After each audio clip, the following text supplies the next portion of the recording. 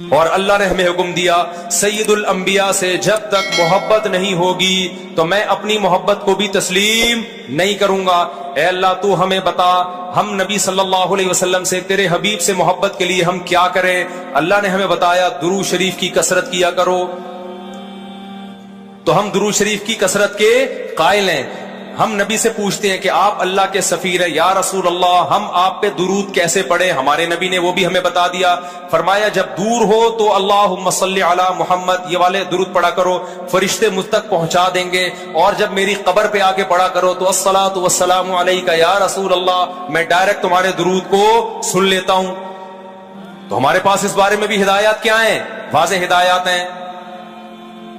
اور درود پڑھنے سے عقیدہ توحید مضبوط ہوتا ہے۔ کیوں؟ درود اصل میں دعا ہے اللہ سے، کس کے لیے؟ پیغمبر کے لیے۔ اس میں اور عقیدہ بنتا ہے کہ بھائی پیغمبر بھی اللہ کی رحمت کے محتاج ہیں، تبھی تو ہمیں کہا جا رہا ہے پیغمبر کے لیے دعائیں مانگو۔ ہاں ہماری دعا کے محتاج نہیں ہے، اللہ نے تو ویسے بھی پیغمبر پہ رحم کرنا ہے، لیکن ہم انگلی کٹا کے اپنا نام شہیدوں میں لکھوا لیتے ہیں۔ تو ہمیں اللہ نے اپنے حبیب سے محبت کے اظہار کا یہ موقع دے دیا۔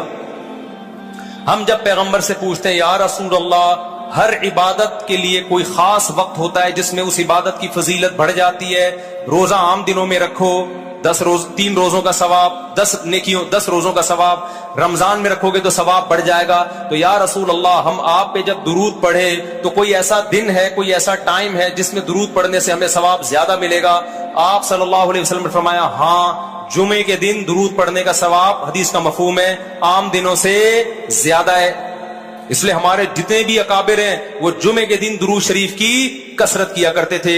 یا رسول اللہ آپ اللہ کے حبیب ہیں، اللہ نے قرآن میں حکم دیا ہے من یطع الرسول فقد اطاع اللہ، جو پیغمبر کو فالو کرے گا، پیغمبر کی بات مانے گا، وہ ایسے ہی ہے جیسے اللہ کی۔ تو آپ ہمیں بتائیے درود شریف ہم نے بلند آواز سے پڑھنا ہے یا آہستہ آواز سے؟ ہمارے نبی نے ہمیں تلقین کی کیسے؟ آہستہ آواز سے۔ یا رسول اللہ درود ہم نے انفرادی طور پہ پڑھنا ہے یا جتھے بنا کے پڑھنا ہے؟ آپ صلی اللہ علیہ وسلم نے فرمایا دیکھو آخر میں ایک جنتی فرقہ ہوگا، وہ ہوگا جس پر میں اور میرے صحابہ کا عمل۔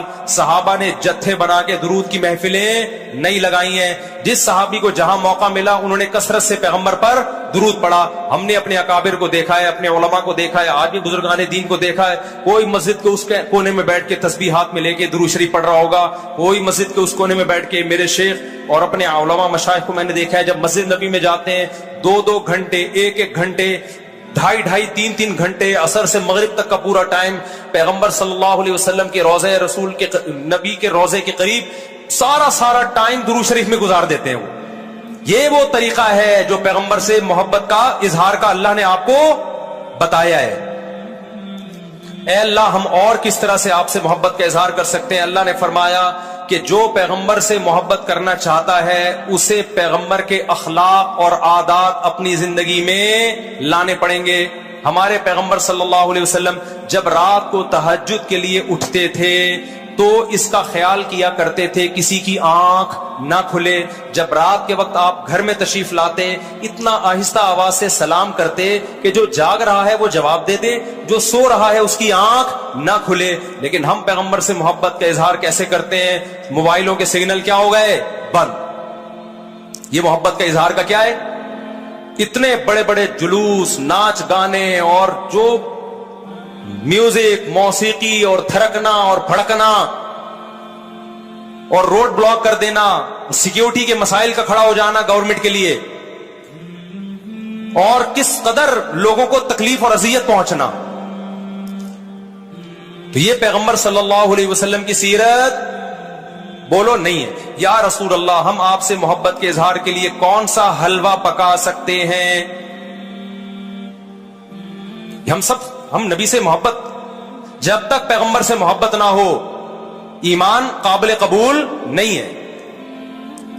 لیکن محبت کا انداز وہ ہوگا جو اللہ کے رسول نے بتایا ہے۔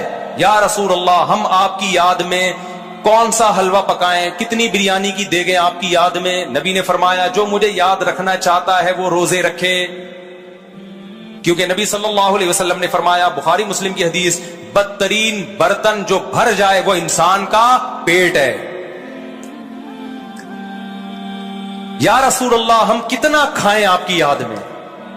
نبی نے فرمایا میری یاد میں مجھے خوش کرنا چاہتے ہو, اللہ کو خوش کرنا چاہتے ہو تو کھانا نہیں بلکہ کھانا چھوڑنا پڑے گا, ناغے کرنے پڑیں گے, روزے رکھنے پڑیں گے.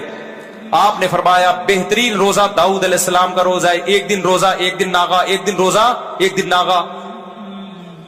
نہیں آئی بات میرا خیال ہے سمجھ میں. پیٹ بھرنے سے منع کیا, موٹاپے سے منع کیا.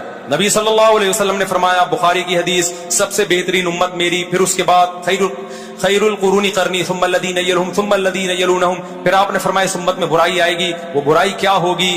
زیادہ کھانا, جس کی وجہ سے موٹاپا پھیل جائے گا. بخاری مسلم کی حدیث ہے. کھانے سے پتلا ہوتا ہے, موٹا ہوتا ہے. نبی فرما رہے میری امت میں جو سب سے پہلے برائی آئے گی جھوٹ اور موٹاپا. یہ بخاری کی حدیث ہے. ایک موٹاپا وہ ہوتا ہے جو نیچرلی ہوتا ہے, بہت سے اللہ والوں کو بھی ہم نے دیکھا ہے وہ بائی نیچر موٹے ہوتے ہیں, بھاری ہوتے ہیں, اس سے یہ کوئی گناہ نہیں ہے, وہ صحابہ کرام میں بھی تھے. یہاں اس موٹاپے کی برائی بیان ہو رہی ہے جو حلوے مانڈے کھانے کی وجہ سے, چاہے 11ویں شریف کے نام پہ کھاؤ چاہے 12ویں شریف کے نام پہ نہ کھاؤ, جب کھاؤ گے اس سے خدا خوش نہیں ہوگا. کھانے سے پرہیز کرو گے تو خدا کیا ہوگا؟ خوش ہوگا. آپ کہتے ہو ہم کھلاتے ہیں, کھاتے بھی تو ہو, اور جن کو کھلا رہے ہو وہ کون سا وہ لوگ ہیں جن کو 2 وقت کا کھانا نہیں ملا؟ وہ 6 محفلوں کے کھانے 11ویں پھوڑ کے آئے ہوئے ہوتے ہیں آپ کے پاس. ہم فراق یار میں گھل گھل کے ہاتھی ہو گئے, اتنے گھلے رستم کے ساتھی ہو گئے. یار کا فراق, یار کی جدائی, اس میں گھل گھل کے عاشق موٹا ہوتا ہے کہ دبلا ہوتا ہے؟ بولو نا, دبلا ہوتا ہے. لیکن شاعر کہہ رہا ہے آج کا جو عاشق ہے وہ یار کی جدائی میں گھل گھل کے ہاتھی ہو رہا ہے, بجائے پتلے ہونے کے کیا ہو رہا ہے؟ موٹا ہو رہا ہے. اتنا گھلتا ہے کہ رستم پہلوان کا ساتھی بن جاتا ہے. اسلام میں بھوکا رہنا سنت ہے, پھوڑنا پھاڑنا کھانا پینا یہ سنت نہیں ہے. 40 دن نبی کے گھر میں چولہا نہیں جلا, اور اگر آپ کھاتے ہو کھاؤ, مذہب کا لیبل مت لگاؤ اس پہ. کھانے پر پابندی نہیں ہے, مذہب کا لیبل تو مت لگاؤ نا کہ یہ بہت ثواب کا. میں بھی جاتا ہوں, نہاری کھاتا ہوں الحمدللہ, پھوڑتا ہوں, لیکن یہ نہیں کہتا سنت پہ عمل کر رہا ہوں میں, یہ نہیں کہتا میں. بھائی دل چاہ رہا تھا کھا لیا ہم نے.